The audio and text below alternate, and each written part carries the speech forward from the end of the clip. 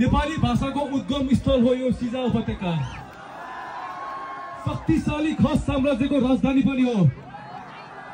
यहाँका कनका सुन्दरी मन्दिर, भैरवनाथ, केदारनाथ, पाण्डव गुफा, विराट दरबार र हिमा नदीसँगै जुम्लाको चन्दननाथ मन्दिर, तातो पानी लगायतका पर्यटकीय स्थलहरूको प्रचार प्रसार र परिवर्तन गर्न आवश्यक छ, हो कि होइन?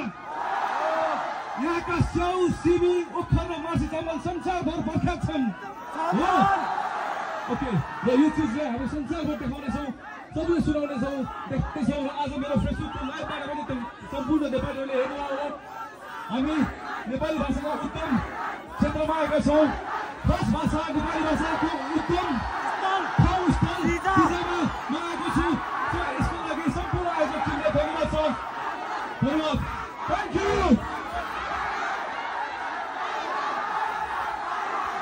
धेरै धेरै धन्यवाद यो मायाको लागि।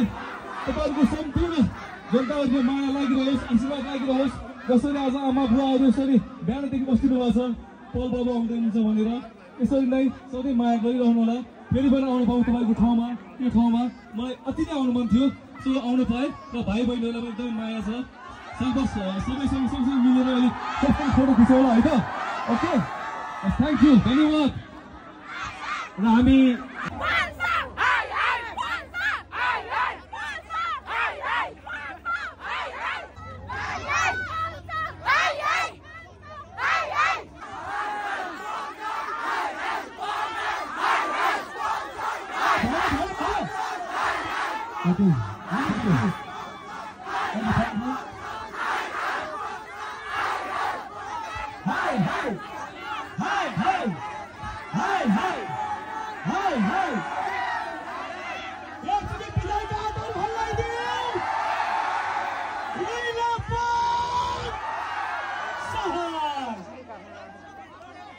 हामी सिधै काठमाडौँ जाँदैछौँ।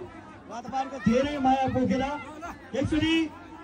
एकचोटि पल्साको लागि हल्ला चाहियो। दुवै हात माथि उचाली हल्ला एकचोटि। दुवै हात खै त